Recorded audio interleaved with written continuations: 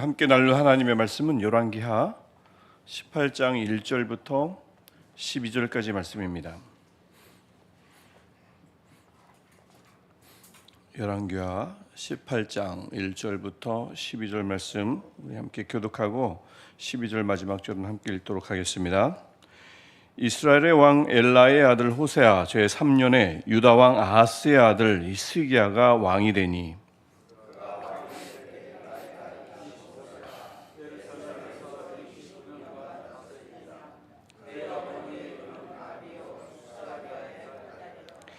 히스기야가 그의 조상 다윗의 모든 행위와 같이 여호와께서 보시기에 정직하게 행하여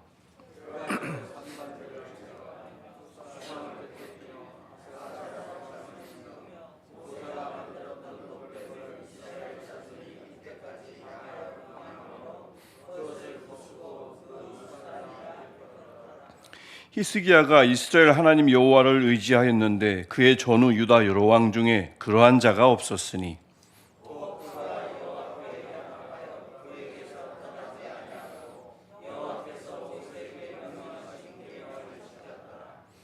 여호와께서 그와 함께 하심에 그가 어디로 가든지 형통하였더라.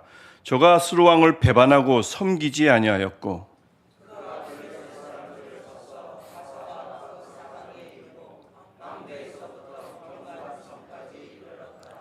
히스기야 왕 제4년 곧 이스라엘의 왕 엘라의 아들 호세아 제7년에 아수르의 왕 살마네셀이 사마리아로 올라와서 에워쌌더라.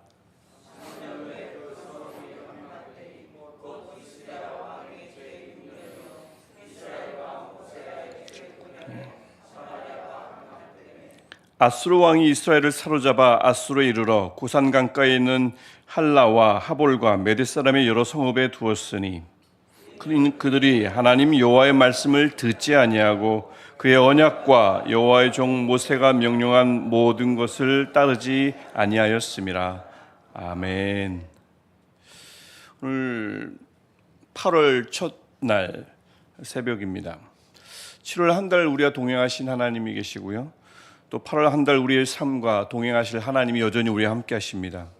우리가 어제 말씀을 통해서 보았듯이 하나님, 이스라엘을 향한 하나님은 언약을 주신 하나님, 말씀을 주신 하나님, 그 능력과 큰 능력과 표심팔로 애굽에서 인도해내신 하나님, 또 모든 원수의 손에서 건져내시겠다 약속하신 하나님이었습니다. 하나님은 여전히 우리에게 약속을 주시고 우리에게 말씀하시며 능력의 팔로 우리를 어려움에서 건져주시며 주의 길로 인도해 주시는 분, 그분이 우리의 하나님이실 줄 믿습니다.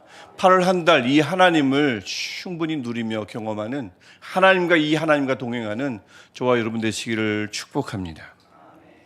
우리가 오늘 읽은 이제 열왕기하 18장부터는 이제 북이스라엘은 멸망했기 때문에 주로 남유다에 대한 기록에 집중되어 있는 내용들이 이제 앞으로 계속 이어질 것입니다.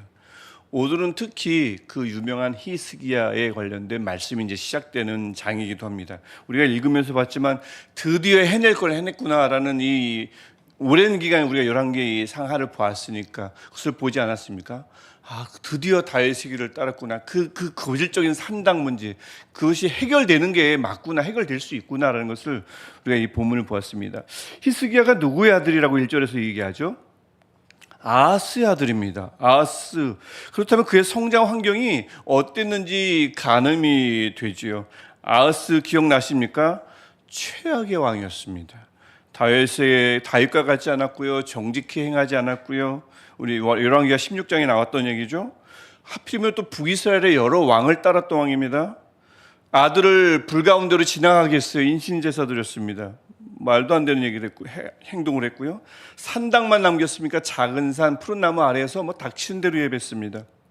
또 아수르 왕을 자신의 주인이다, 아버지다 그러면서 나는 종이요 아들입니다 라고 고백하기까지 했습니다. 그게 아버지였어요. 그게 히스기야의 성장 가정 환경이었습니다. 열악하죠? 그럼 그 주변 환경은 어땠을까요? 남유다의 주변 환경은 아수르가 초강대국으로 급부상했던 시기입니다. 아수르에게 절하지 않으면 살아남을 수 없던 시대예요. 그렇게 국제 정세가 불안정했습니다. 얼마나 아수르가 강한지.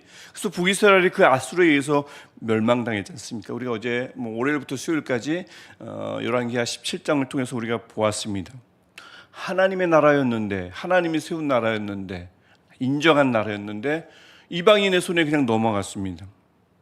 우리가 9절부터 12절에 다시 한번 그 17장의 내용들이 짧게 언급되듯이 이유는 분명합니다. 하나님의 말씀을 듣고 행하지 아니하였으므로 12절에 언급하듯이, 그래서 그 나라가 아수르에서 굴복당하고 멸망당했습니다. 아수르의 무시무시한 위력이 그 인근 모든 지역의 나라에 그 위세를 떨치던 시대였습니다. 이런 배경 속에서 히스기야가 자랐고 히스기야가 왕이 됐단 말입니다. 무엇부터 해야 할까요? 무엇부터 다잡아 나가야 될까요? 남유다의 가장 필수 과목 뭐였습니까? 남유다 왕이라면 반드시 해야 했던 필수 과목은 다윗의 길이었습니다.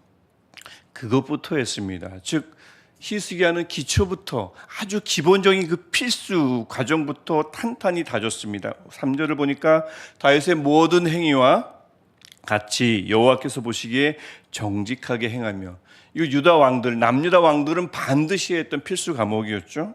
그 길을, 다윗의 길을 따랐습니다.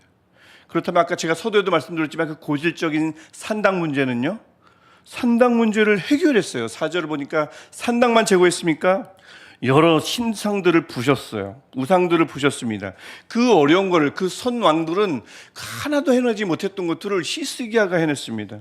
특히 4절 후반을 주목해 보십시오. 아주 독특한 본문입니다. 여기서만, 성경 전체에서 여기에만 나오는 내용인데, 모세가 만들었던 놋뱀이 그 당시까지도 존재했단 말입니다.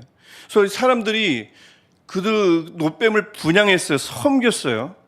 그 섬기던 놋뱀을 히스기야가 부셨습니다. 그리고 누스단이라 놋조각이다 라는 뜻의 이름을 붙여버렸습니다. 4절 하반절의 내용입니다. 마치 모세가 금송아지를 부수듯 똑같은 단어를 써서 히스기야가 놋뱀을 부숴버렸습니다. 출애굽기 32장 보면 모세가 금송아지 부숴버린 장면이 나오죠. 그래서 놋조각이라는 뜻의 누스단이라는 이름을 붙였다는 것은 이 놋뱀은 놋조각이다, 쇠조각에 불과하다, 사람들에게 분명하게 알리려는 목적이었습니다. 굳이 이럴 필요까지 있었을까요? 놋뱀, 민수기 21장에 나오는 이 놋뱀은 불신에 빠진 이스라엘을 향한 하나님의 공의와 구원을 상징하고 있습니다. 아주 의미 있는 상징물이에요. 근데 왜 부쉈을까요? 처음에 이스라엘 백성은 놋뱀 앞에 가서 구원의 하나님을 기억하며 예배했겠죠. 그러니까 더 하나님이 더 잘 기억나고 하나님이 하셨던 일들이 더 잘 떠오르니까 참 좋았겠죠. 근데 시간이 지나자 그 앞에서 자꾸 예배했을 거예요.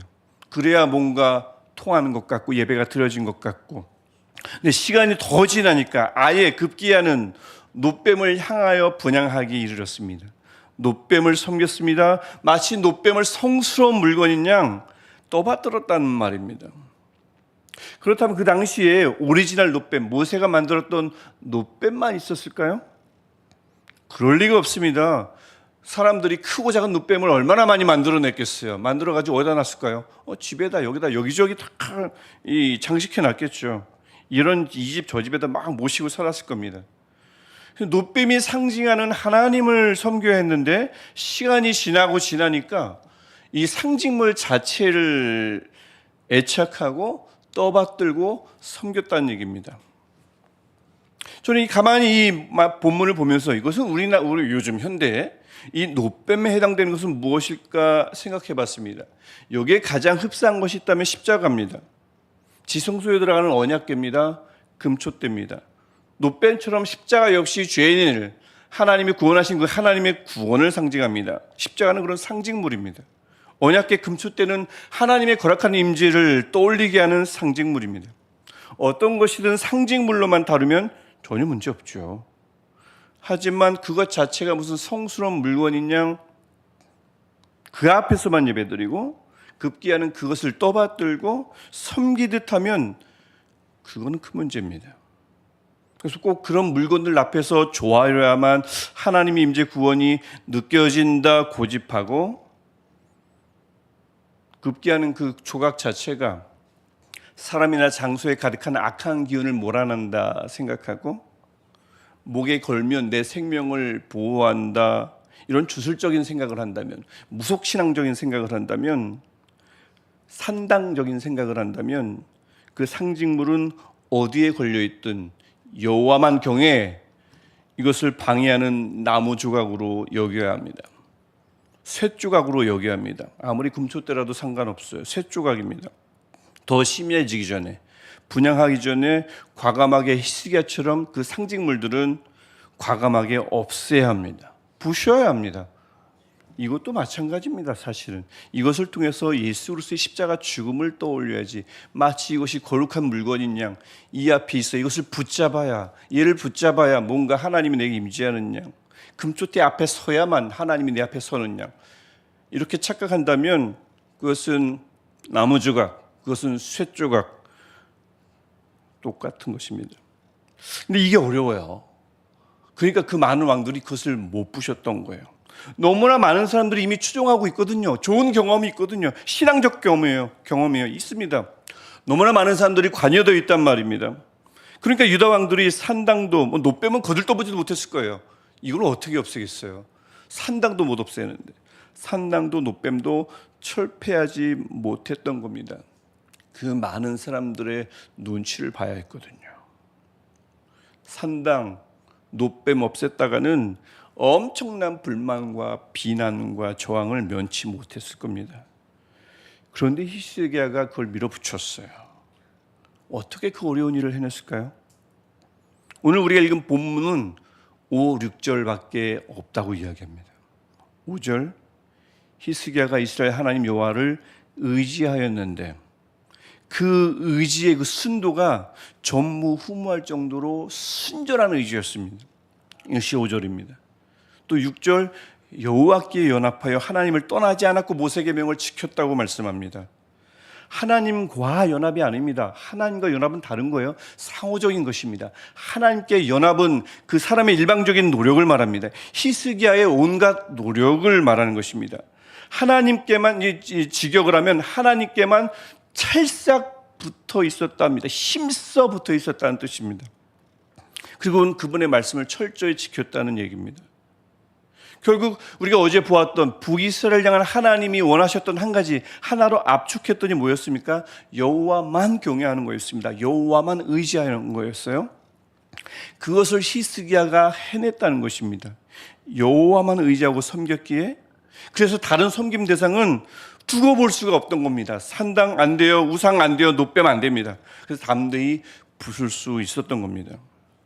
그렇게 하나님만 의지하고 하나님께 연합했더니 그 결과가 7절에 나오는 겁니다.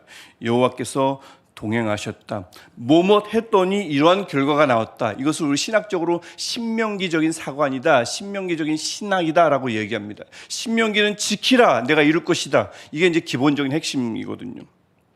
이 신명기 사관의 말씀이 여기도 나옵니다. 하나님만 의지하고 하나님께 연합했더니 여호와께서 동행하셨습니다. 그래서 어디로 가든지 어떻게 됐어요? 형통했어요. 그 실제 예가 7절 후반에 쭉 나옵니다. 7절 하반절을 보면 아하스와는 달리 아수르를 섬기지 않았어요. 북이스라엘 이미 삼켰던 아수르를 섬기지 않았단 말입니다. 누구나 다 그렇게 해야 살아남을 수 있고 안전이 보장되던 방법을 행하지 않았다고요. 그냥 아수르를 섬기지 않았네? 그럴 수도 있지가 아닙니다. 누구나 다 섬겨야만 살아남을 수 있고 안전이 보장되는 것이 아수르 섬김이거든요. 그런데도 아수르를 섬기지 않았는데 아무런 위험이 없었어요. 그럴 리가 없거든요. 이게 바로 형통입니다. 누구나 다 가는 길을 가지 않았지만 아무 문제 없이 안전이 보장됐던 것, 형통의 복이었습니다. 또 다른 형통이요? 하나님이 함께 하시니까 전쟁도 능해졌어요. 8절이 바로 그 내용입니다. 전쟁에 능하신 하나님 덕분이겠죠. 블레셋을 무찌르고 그 중심부까지 나갔다는 것이 망대에서부터 견고한 성까지, 즉 경계선을 넘어 견고한 성 중심부까지 쳐들어갔다고 이야기합니다. 블레셋은 그 당시 도무지 이길 수 없는 대상이었습니다. 블레셋이 강하기도 했지만 아버지 아하스 덕분에 이 남유다는 약해질 대로 약해졌거든요. 이건 역시 하나님을 통한 형통의 복이었습니다. 하나님이 함께 하시니 말이죠. 그래서 여러분 가만히 보면, 히스기야를 가만히 보면 하나님을 잘 섬기느냐 섬기지 못하느냐, 이게 너무 가정 환경과 연결되어 있다거나 성장 배경과 관련이 있다거나 주변 환경과 연결되어야 한다거나 꼭 그럴 필요가 없음을 알게 됩니다. 히스기야는 어느 때보다 최악의 시대를 살았습니다. 북이스라엘의 멸망 조짐이 역력했고요. 아수르는 호시탐탐 침략의 기회를 노렸습니다. 게다가 그의 아버지 아하스 왕은 최악이었습니다. 나라를 완전히 말아드셨습니다. 히스기야가 그래서 가진 거라고는 사실 왕위 말고는 아무것도 없었던 거예요. 자리만 왕이지 거의 가진 것을 돌아본다면 흙수저에 가깝습니다. 그 최악 속에서 어떻게 히스기야가 빛을 발할 수 있었다고요? 다시 말씀드립니다. 그가 한 거라고는 5절과 6절 내용, 그것이 전부입니다. 5절, 여호와를 누구보다 순전하게 의지했습니다. 하나님만 의지했습니다. 6절, 하나님께 연합했습니다. 하나님께 바짝 붙어서 절대 떨어지지 않았습니다. 하나님과 연합이 아니라고 했습니다. 하나님께 히스기야가 그렇게 다가갔다고요. 이런 순전한 여호와 신앙을 조금이라도 방해한다는 생각이 들면 아무리 유명한 노뱀이라도 가만히 내버려 두지 않았습니다. 부숴버렸습니다. 아수르가 아무리 강해도 하나님 섬김에 방해되는 것이라면 다른 대상을 섬길 수 없잖아요. 그러면 섬겨야만 사는데 섬기지 않았습니다. 섬겨야만 안전한데 그것을 따르지 않았습니다. 오늘 본문이 바로 이것을 증언합니다. 그랬더니 히스기야는 형통했더라. 우리가 가지고 있는 모든 이해를 초월하는 형통입니다. 우리 이해를 초월하는 안전이며 우리 이해를 초월하는 승리를 히스기야가 누렸습니다. 형통이요? 저도 바라는 복입니다. 어찌 보면 누구나 바라는 삶 아니겠습니까? 형통. 그런데 이 오늘 본문이 얘기합니다. 이 형통은 내가 순전히 의지하고 내가 연합되기 위해서 열심히 착 달라붙을 때 그 하나님만이 주시는 은혜라고 오늘 본문은 우리에게 말씀합니다. 어떻게 해요? 둘째 가라면 서러울 정도로 하나님만 의지하는 삶. 하나님에게서 어느 누구도 어떤 상황도 떼어낼 수 없을 정도로 하나님께 힘써 붙어 있으려는 삶. 이 삶을 사는 사람들에게 주시는 은혜, 그것이 형통임을 오늘 본문은 우리에게 말씀합니다. 그래서요, 이렇게 보면 때로는 그쵸, 신앙이 때로는 참고 견뎌야 되고, 또 어찌 보면 어떤 분들은 그 인생 전체가 늘 참고 견뎌야 되는 삶들도 있고요. 어떤 분들은 좀 덜 참고 견뎌하는 분들도 있는데 이런 삶에서 완전히 벗어날 수는 없지 않습니까? 하지만 오늘 말씀 처럼 때로는 이 하나님만이 주시는 형통을, 이 하나님만이 우리에게 부어주시는 이 형통의 복을 우리도 꼭 누렸으면 좋겠습니다. 뭐 언제까지 맨날 참고 견디고 이겨내고 그래야 돼요? 하나님이 주시는 형통이 있잖아요. 하나님만 주시는 형통. 이 형통의 복을 하나님께서 꼭 필요할 때, 우리가 의지하고 우리가 연합하려고 하는 그 하나님께서 주시는 그 형통이 꼭 필요할 때 우리 삶 속에 꼭 부어 주어지기를, 꼭 흘러 넘치기를 간절히 축원합니다. 하나님만 의지하는 자, 하나님께 연합하는 자, 이 그들에게 주시는 하나님의 형통이 히스기야에게만 있었던 역사로 남지 않고 우리 삶에서 현실로 드러나는 것을 우리 함께 예배하는 모든 분들이 꼭 보셨으면 좋겠습니다. 정말 꼭 그랬으면 좋겠어요.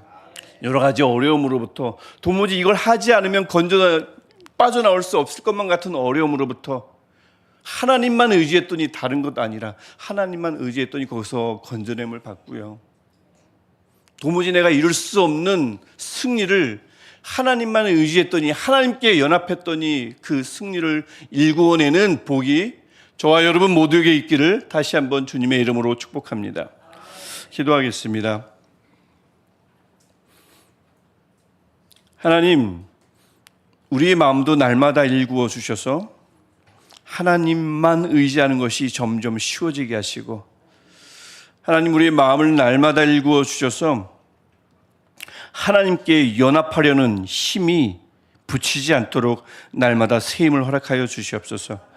그래서 히스기야처럼 누구보다 하나님을 의지하고 힘써 하나님께 연합하려고 할 때에 주님, 때로는 인내하겠습니다. 때로는 참겠습니다. 하나님, 하지만 주님, 때로는 주님 형통하게도 하옵소서. 문제가 해결되고 안전이 보장되고 승리하는 형통도 하나님 희쓰기야만 사랑하시지 마시고 우리도 사랑하시는 하나님, 그 형통의 복도 우리 시냇가 엘살무교회 모든 성도들에게, 또 꼭 필요한 분들에게, 또 함께 예배하는 모든 예배자들에게 부어 주시옵소서. 예수님의 이름으로 기도합니다. 아멘. 하늘에 계신 우리 아버지, 아버지의 이름을 거룩하게 하시며 아버지의 나라가 오게 하시며 아버지의 뜻이 하늘에서와 같이 땅에서도 이루어지게 하소서. 오늘 우리에게 일용할 양식을 주시고 우리가 우리에게 잘못한 사람을 용서하여 준 것 같이 우리 죄를 용서하여 주시고 우리를 시험에 빠지지 않게 하시고 악에서 구하소서. 나라와 권능과 영광이 영원히 아버지의 것입니다. 아멘. 형통의 주관자이신 우리 하나님께 우리 간절히 기도하시다가 집으로 자유롭게 안전하게 돌아가시겠습니다.